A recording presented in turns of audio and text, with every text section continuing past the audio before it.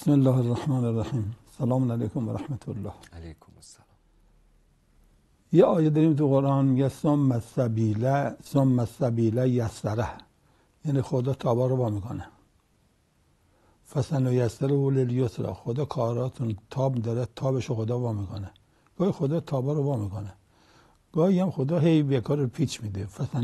فسنیسره للعسری، هر کاری میکنی باز مثل همومی که کف صابون رفته بلند شی میفته زمین، بلند شی آجال میفته زمین، یعنی هر چی بخوای پاشی نمیتونی لیز میخوری.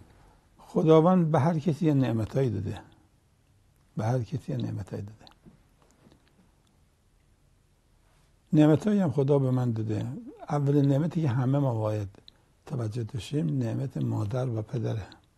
اگر همه زنهای کره زمین رو توی دیگ بجوشونن مادر توش در نمیاد. اگر همه مردان زمین رو در یه دیگ بجوشونن باران پدر در نمیاد. مثلا مادرم مربوط به این نیست که از خانواده شیعه باشد و مشهور باشد و پولدار باشد. اینا من مادرم یتیم بود، چند تا خواهر برادر، 7 تا 8 یتیم، پدرش مرد، یه بچه فقیر یتیم. خدا اراده کرد که این مادر من بشه. به به به به، خدا رحمتشون کنه. عرض کنم بود شما که خب بعضیا وقتی میخوان ازدواج کنن میخوان حتما دوماد فلانی، برادر خانم فلانی، عموش فلانی، هی دنبال القاب میگردن، کار به زن ندارن، دنبال ازدواج بود. و گاهی هم که همسر پیدا میشه میگه به ما نمیخوره، برای که ما ماشینمون چنینه اون ماشینش چنانه. یعنی انگار ماشینا رو با هم ازدواج میکنن. مسئله نعمت مادر مسئله مهمیه، نعمت پدر. سعی کنیم با ادب با اینا حرف بزنیم، بعدا که دستمون بره قصه میخوریم. والدین مسئله مهمیه. میشه از اینجا رد نشین؟ بله. مادرتون چی کار کردم؟ یعنی شما برمیگردی یاد مادرتون میافتید، خدا رحمتشون کنه انشالله. چه ویژگی تو شخصیت ایشون بوده که شخصیت شما تأثیر گذاشته؟ خیلی به اهل بیت علاقه داشت. به هر مشکلی میگفت برید تو این محله فلان هست بگید بیاد یه روزه بخونه. یه اعتقاد عمیقی. من یه وقت دیسک سیاتیک گرفتم، حدود 40 روز افتادم جوانی در قم. مادرم گفت چه ده؟ گفتم چنینه.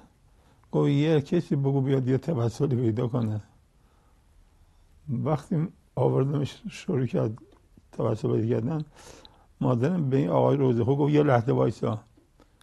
یه قطره اشک داده من، اشک از این روزخون گرفت مالید به کمر من. ای جان. بله. این ایمانا نیست الان. اینقدر اعتقاد. بله اینقدر اعتقاد نیست. یا مثلا پدرم میگفت که ما رمضان یه شب افطاری میدادیم. افطاری این بود که بعد از نماز مغرب میگفتیم آقایون بفرمایید شام. یه سال بنا نداشتیم عمومی افطاری بدیم، بنا بود افطاری به 7-8 نفر بدیم. ولی وقتی گفتیم آقایون بفرمایید همه مسجدیا فرمودن. اومدم تو خونه دیدم غذا 8 نفر، جمعیت 50 نفر. 80 نفر. چه کنم؟ گفت شنیدم سوره لیلا فی القریش غذا رو برکت میده. میگفت ما 7 سوره لیلا فی القریش رو پشت در خوندیم و میلرزیدیم از خجالت. یه مدتی شد گفتن حاج آقا بیاد ببرید، رفتیم کسی نخورده. گفتم آقا ببین راستشو میخوای، من امسال به فکر افطاری عمومی نبودم، بدی شما عمومی تشخیص دادید، حالا هر اینی که هوا خورید. قسم خوردن دونه دونهشو که سیر شدیم. عجیبه. گفت 8 غذا آوردیم، 8 غذا آوردم، هم قسم خوردن سیر شدیم. این یؤمنون بالغیب، یعنی ما باید بدونیم یه دستی پشت پرده هست، هنر ما نیست. پدر من با اینکه بازاری بود و نسبتا تاجر بود، قبل از غروب پا میشد میرفت محلمون، خونمون تو بازار فاصله داشت، مقدارم پول 1 ریال 2 ریال میذاشت جیبش، میرفت تو مسجد مخروبه اونجا میشست، میگه هر بچه بیاد نماز بخونه 2 ریالش میدم. پولا رو میرفت تو نلبکی، بچه‌ها یکی میدن نماز بخونن 2 ریال میگرفتن. چه خوب. و من سر قبر پدرم رفتم دیدم یکی گریه میکنه. گفتم چته؟ ایشون گفت ایشون با قول با ریال و 2 ریال نماز من درست کرد. ای جانم. بله.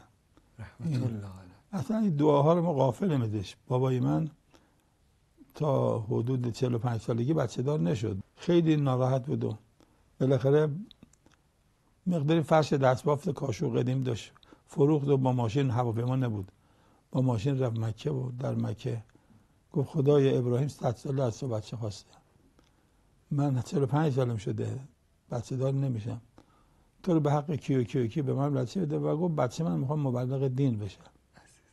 برگشت و 13 تا بچه پیدا کرد از یه مادر. ماشاءالله. 11 تا موندن، یکی فوت شد، یکی سقط شد. و بعد این منم شدیم طلبه. یعنی هر چی من دارم از اون 2 ریالیایی که بابام به بچه فقیرا میداد داره نماز. غروب که میشد، قبل از غروب پا میشد از بازار کاشو میرفت تو محله فقرا، اونجا تو مسجد میشه برای نماز بچه‌ها. بعد مثلا محرم ها روزه میخونیشون، ولی شب اول محرم میرم مقدار استکان البکی میخرید و میبرد مسجد. به مسجد میگفت وقف نیست برای خونه خریدم، منتها میخوام اولین چایی که خورده بشه چای امام حسین باشه. به به. یعنی یه همچی اعتقادایی داشتن. فرش هم یه وقت میخواست بخره، چند تا فرش ماشینی خرید، برد مسجد گفت این فرشا وقف نیست، من میخوام اولین عبادت میترسم ببرم خونه روی فرشا عبادت نشه، اینجا عبادت بعد ببرم. آره. یعنی چقدر خوب. بله، یعنی یه چیزای محاسباتی داشتن. آجا تقید قدیمی ها به حلال و حرام بیشتر نبود؟ خیلی بیشتر بود، خیلی بیشتر بود. الان متاسفانه لقمه حلال کمیاب شده، نمیگیم نایاب شده ولی کمیاب شده. و پدرتون خیلی حساس بودن؟ پدرمون برای حساس بود. از تقیدشون به حلال و حرام خاطره ای داری؟ بله، بابای ما خدا همه اموات رو بیامرزه، خدا شما رحمتش که نگاه میکنید سلامتتون بداره. ایشون یه مدتی در اواخر عمرش مثل خیلی دیگه بیمار شد و بیماریشون طول کشید، سخت شد. من طلبه جوان بودم، بابام هم کاشون پیرمرد بازاری. یه روز گفتم نکنه بابای ما بدهکار به مردم، چون نخ و ابرشم وقتی نم داره سنگین تره، مثل برنج، وقتی خشکه سبک میشه. نکنه یه زمانی ابرشم فروخته، نخ فروخته، این آب داشته، نم داشته، یه ذره سنگین تر بوده.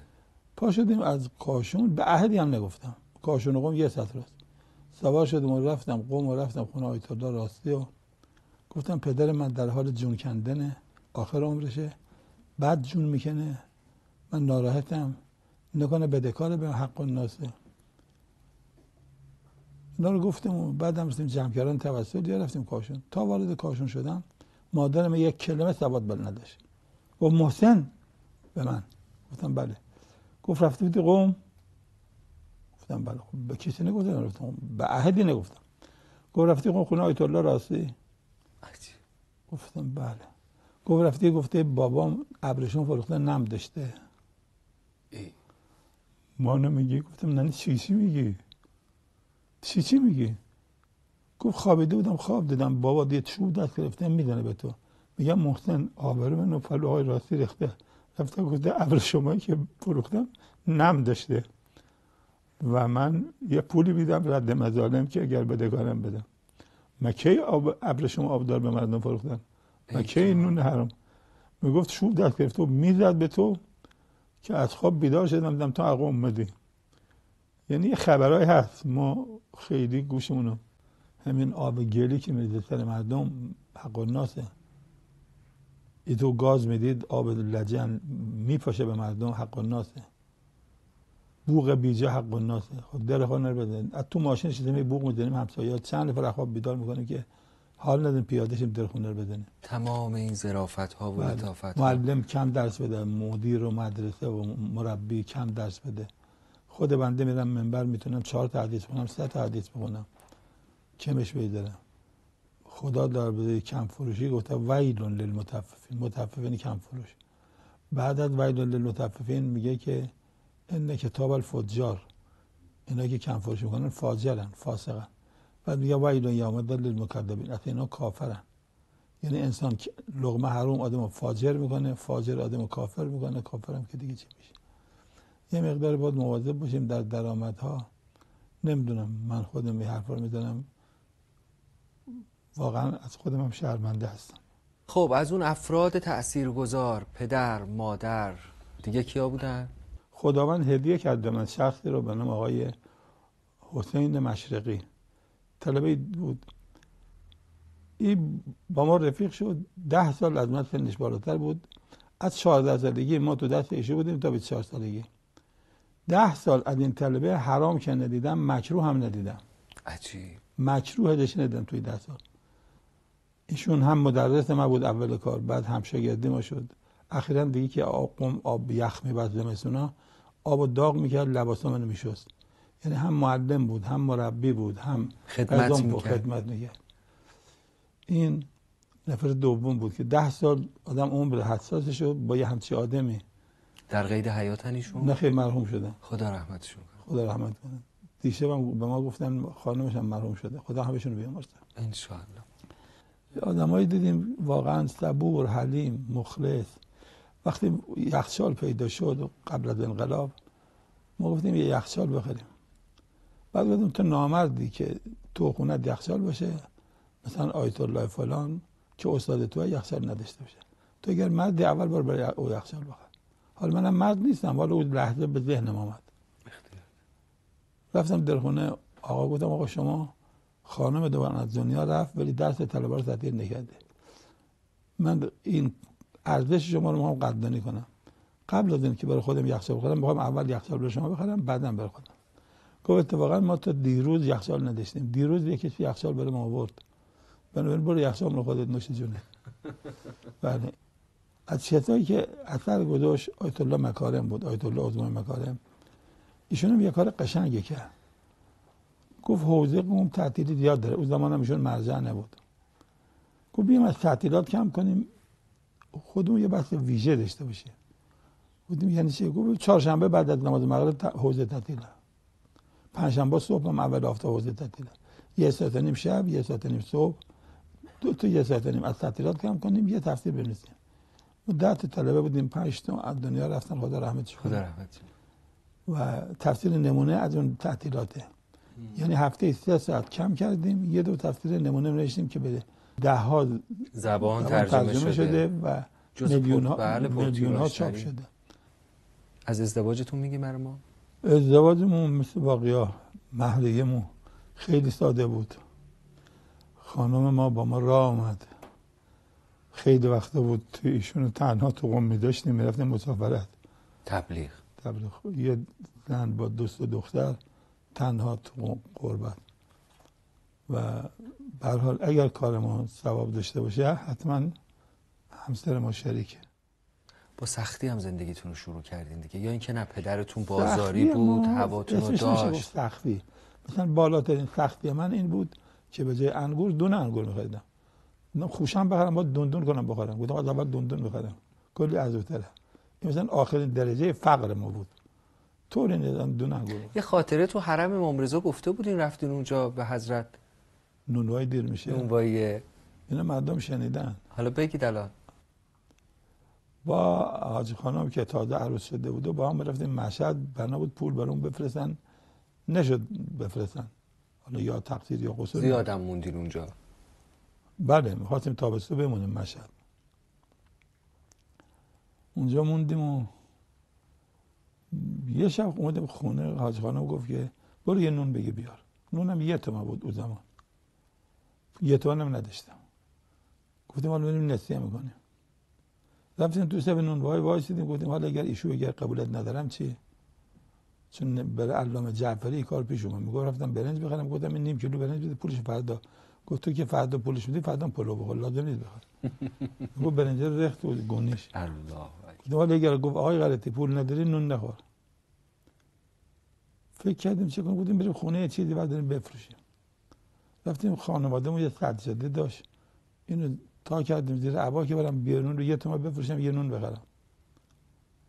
خانواده‌ام گفت کجا میبری؟ گفتم نفهمم. گفتم میذارم تاکسی. فکر کردم چه کنم، 1 تومن پول میخوام. گفتیم بریم تو حرم برای اینا که سواد ندارن زیارتنامه بخونیم. رفتیم تو رواقای امام رضا علیه السلام. گفتم آقا زیارتنامه بخونم؟ گفت نه. گفت آقا زیارتنامه بخونم؟ گفت نه. اومدیم تو صحن انقلاب. یه تصویر چوبی داشتم. گفتم این یکی 1 تومن بخرن نون ما تامینه. بیان بعد گفتم آقا میشه این تصویر شما از اون بخری؟ گرفت گفت 2 ریال. گفتم 1 تومن. گفت نه 2 ریال بیشتر نمیاد. تصویر گذاشتیم جیبمون رو. گفتیم یا امام رضا پدران شما در خونه فقرا غذا میدادن، من فقیر نیستم، امشب شکمم سیر بوده، بده امشب یه نون میخوام. اینجا با میستم یکی خودش بیاد پول به ما بده. یه مدتی وایسیدین هیچ که نمی‌ما پول بده. گفتم یا امام رضا نونوام میبندن، اگر به ناس کمک کنی یه خود زودتر نونوام میبندن. لحظاتی شده نشده یه آقای بود که در 2000 سال امام جمعه منطقه بود، از فضلای قم بود. گفت آقای قرطی شما سر و پیش دیدیم، گفتیم من میخوام بمونم، ما فردا صبح میریم مقدار پول زیادی دارم، میخوام پول بدم قم پس بگیریم. گفتم دست بده. چه از این بهتر؟ پول گرفتیم و نون گرفتیم. اون شب من با گرسنگی نخوردم. از حرم امام رضا خاطرات خوشی دارید شما؟ سالها اونجا الحمدلله مشرف بودید زیر سایه از این زیارت هم قصه نخود که چند دفعه اومدید مشهد. مدینه بودم، یکی که آقای قرطی چه بار تا حالا اومدید مدینه؟ گفتم لامپ سوخته رو 1000 تومان به سرویس بدنی روشن نمیشه. شکست نفسی لامپ سوخته. اگر لامپ برق داشته باشه و سالم باشه با اولین توسل جور میشه. راست میشه. وقتی هم لامپ بهش سوخته هر چی هم توسل لامپ سوخته.